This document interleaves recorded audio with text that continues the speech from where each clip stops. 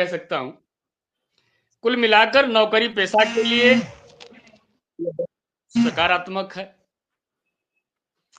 लेकिन इसमें कहीं भी बेरोजगारों को बारोजगार करने की कोई व्यवस्था नहीं है। जो करोड़ों करोड़ों रोजगार देने की बात होती है, उसकी कोई व्यवस्था इसमें नहीं की गई है। किसानों के बेहतर जो देश का रीढ़ होता है,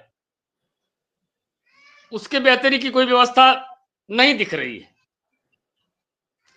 बाकी उद्योग जगत को लाभ पहुंचाने के लिए तो ये सरकार बिल्कुल आंख मूंद के तैयार है, तो है ही। उद्योग जगत को भरपूर लाभ पहुंचाने की व्यवस्था है,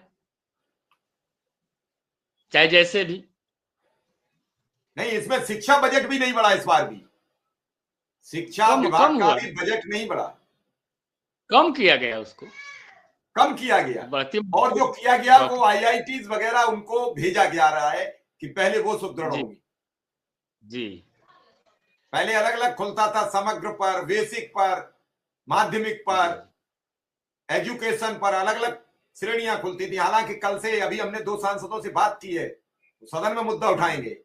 अभी बीरेन सिंह चंदौली से जो सांसद है वो हमारे साथ थे 7 बजे प्रोग्राम में।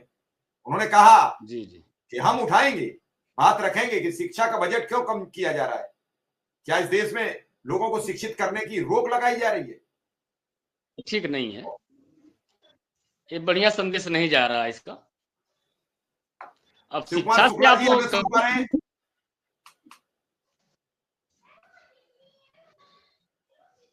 हम साई जी से आपका सवाल पूछ लेते हैं। साई जी, कुछ शिक्षा मित्र कह रहे हैं कि साई जी साथ देते तो हमारा भी भला हो जाता। हम तो आपके साथ है, ये है। अब सरकार, उत्तर प्रदेश सरकार क्या सोच रही है, क्या समझ रही है, हमको ये पता नहीं है। हमारी पूरी शुभकामना है कि आपका बेहतर मानदेय हो, आपकी नौकरी पक्की हो जाए, लेकिन अब क्या कहा जा सकता है। चलिए शुक्ला जी के पास। शुक्ला जी, आज केंद्रीय बजट प्रस्तुत कर दिया सरकार ने, शिक्षा का बजट कम कर दिया गया। अब यूपी का बजट आएगा और यूपी के बजट आने के बाद शिक्षा में तनुदेशक का रास्ता खुलेगा। केंद्रीय बजट से शिक्षा में तनुदेशक का रास्ता नहीं खुलेगा, क्योंकि वो केंद्र का बजट है। केंद्र अपनी योजनाएं लॉन्च करता है, राज्य सरकार अपनी योजनाएं लॉन्च करती है, सबका अपना अपना है। लेकिन बजट केंद्र ही प्रस्तावित करता है शिक्षा को लेकर। हर राज्य को उससे लाभ मिलता है। हर राज्य का शिक्षा का बजट अलग होता है, लेकिन केंद्र के बजट का भी राज्य सरकार सदुपयोग करती है और उसका उपयोग करती है। शुक्ला जी, क्या कहेंगे?